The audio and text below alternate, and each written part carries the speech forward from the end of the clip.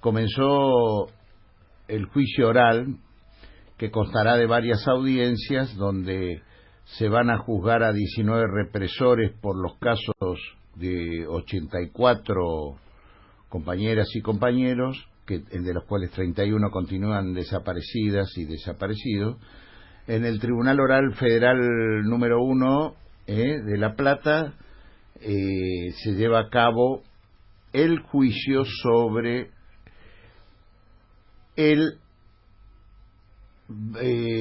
Batallón de Investigaciones de San Justo, de la Policía de Investigaciones de San Justo, cuyo principal acusado, sin lugar a dudas, es Miguel Osvaldo Echecolás.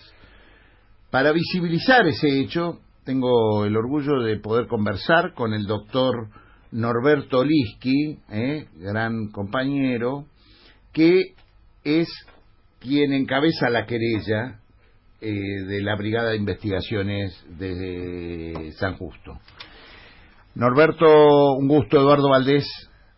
Hola Eduardo, un gusto saludarte, bueno, a vos y a los compañeros de la mesa, y me alegró mucho escucharlo a Adolfo hace unos minutos y una reflexión tan profunda a su regreso de Brasil, que nos ayuda a mirar no solo la situación que él describió de Brasil, sino la de la región, que por supuesto en gran medida incluye a nuestro país.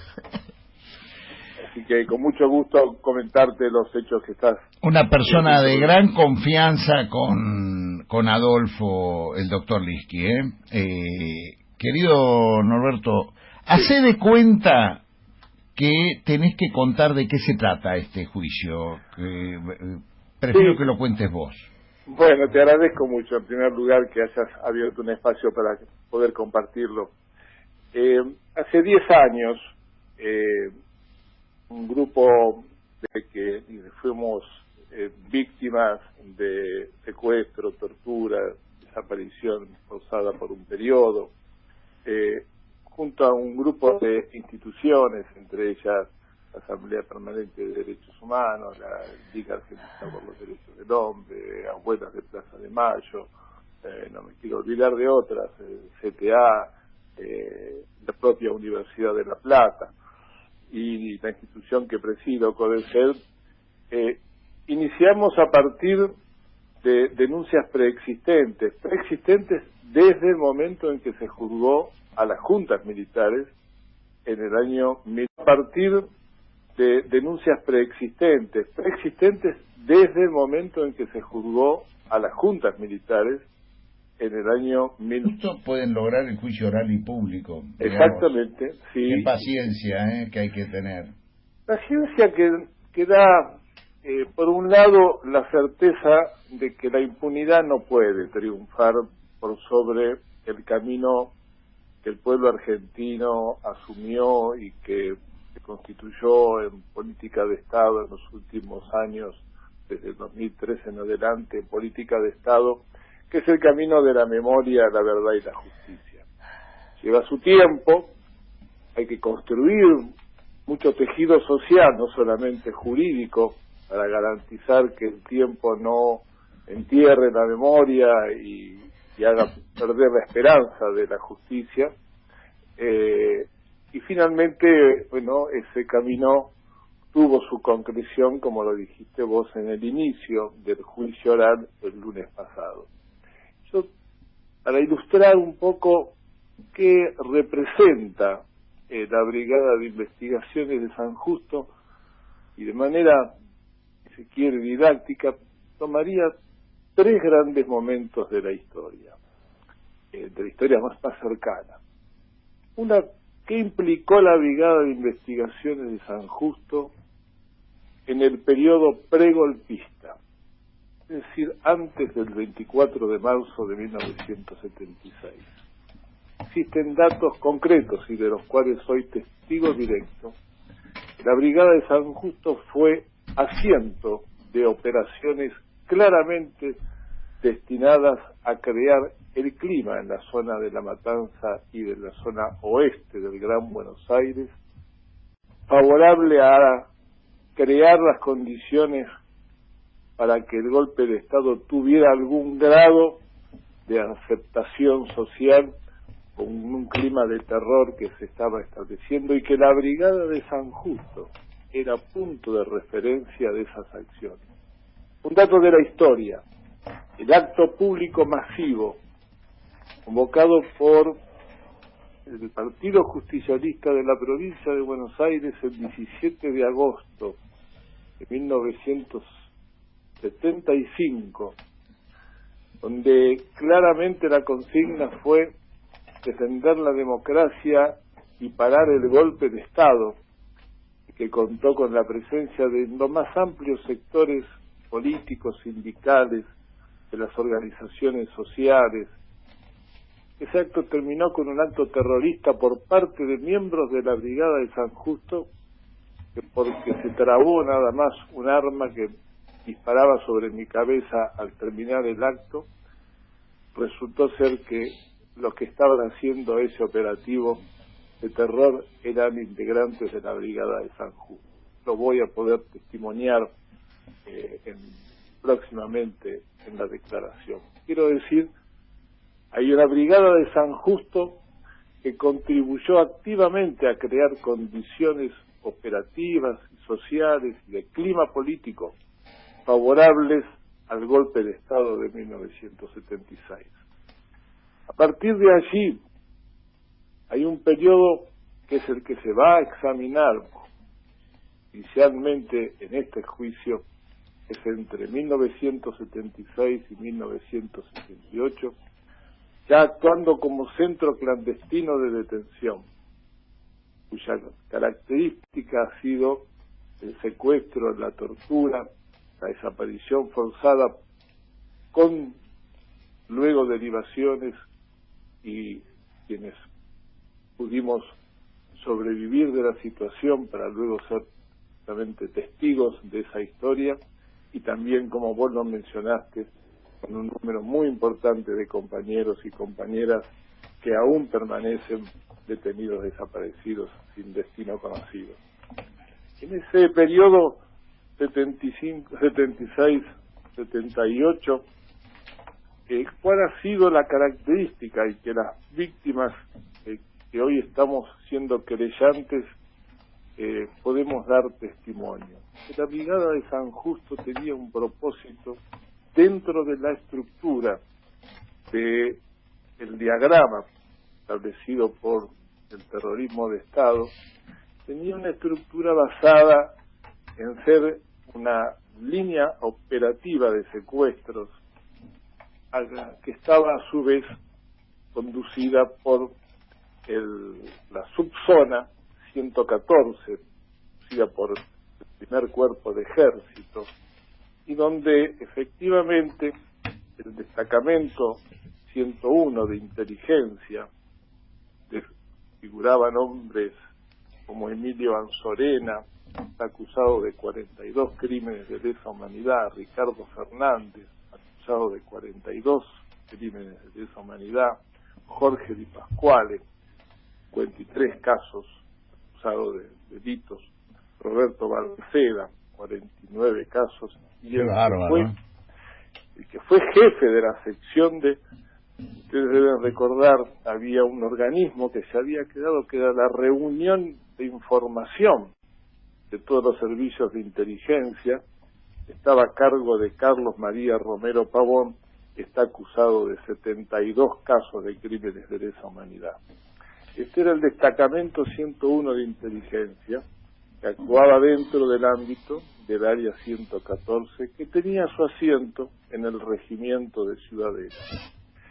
¿Quiénes eran para estas detestables figuras de la dictadura?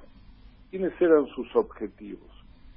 Éramos los que expresábamos claramente desde los movimientos sociales, desde las organizaciones sindicales, desde los delegados de base, desde organizaciones comunitarias, desde jóvenes militantes de las escuelas secundarias, desde las organizaciones que generábamos durante los años del 73 en adelante la oportunidad de nuevos modelos comunitarios de salud.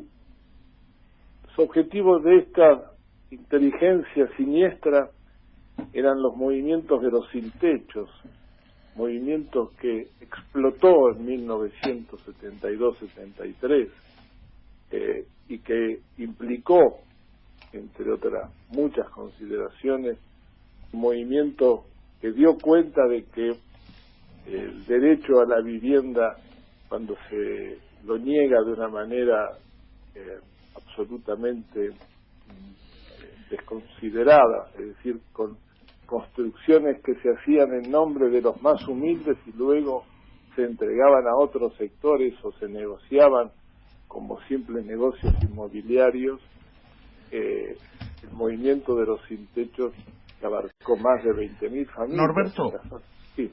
Te quiero hacer una pregunta. ¿Cómo? 18 años hemos pasado entre... No, es más, del 85, 95, 10, 2005, 20, 2015, 30, 33 años. Sí. No 18, 33 años para sentar en el banquillo de los acusados a Echecolás y su pandilla. Sí. Estamos hablando del máximo represor que se ha podido establecer de las barbaridades que ha cometido Echecolás, ¿no? ¿Qué opinás de el vicario castrense Santiago Olivera, vos que sos un hombre que trabaja cerca de la Conferencia Episcopal en este tema de derechos humanos, cerca de Monseñor Ojea? ¿Qué opinás de estas declaraciones de el vicario castrense planteando la libertad a los condenados por crímenes de lesa humanidad? Te voy a ser muy rápido con la respuesta porque no necesito de mucha reflexión. Es una vergüenza la declaración que ha hecho este obispo. En realidad es una vergüenza que esté pensando en términos que son coincidentes con genocidas.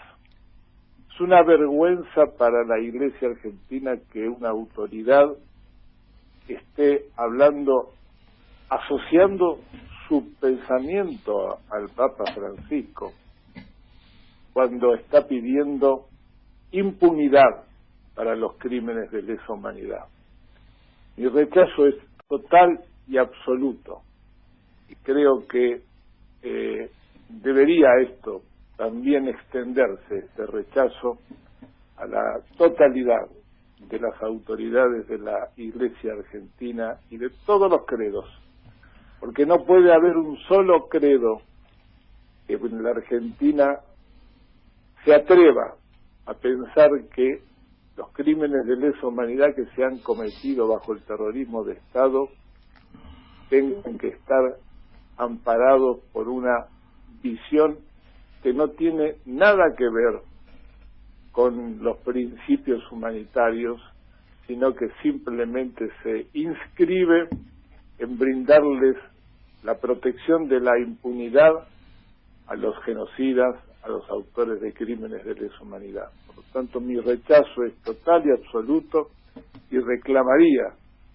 de todos los sectores de la Iglesia que se considere esta declaración como ajena al pensamiento por supuesto, la conducción de la Iglesia argentina y que también se desagravie al Papa Francisco, dado que se lo pretendió asociar en esta declaración. Yo te quiero agradecer, sé lo que significa tus palabras en esto, y te quiero proponer, Norberto, que estemos al habla para tener latente y comunicada y que la gente vaya sabiendo qué va pasando en este juicio, que no es cualquiera, sobre lo que pasó en la Brigada de Investigaciones de La Matanza. ¿Te puedo robar un minuto más? Decime que tengo... Dale. Sí, un minuto. Es cierto que es una figura emblemática Echecolás en este juicio, pero también quiero decir que está siendo juzgado un civil con ilustre apellido, por decirlo de una manera, que es el doctor Jaime Smart. Ah, claro, que era ministro de Gobierno. Ministro de Gobierno, y quien en definitiva le daba el respaldo político para que Echecolás condujera desde la Dirección de Inteligencia de la Policía bonaerense los campos de concentración. Y también será llevado a juicio uno que fue juez de la dictadura y que luego fue el subsecretario del ministro Jaime Smart, que se apellida Torino, y que también ellos. De modo que la causa tiene hombres del ejército, tiene hombres de la policía bonaerense y tiene civiles que fueron quienes desde la gobernación de Saint-Jean condujeron a la policía de la provincia de Buenos Aires. Estos tres sectores están siendo juzgados en el juicio de la Brigada de San Justo. Muchísimas gracias, Norberto, y gracias, estamos comunicados. Muchas gracias.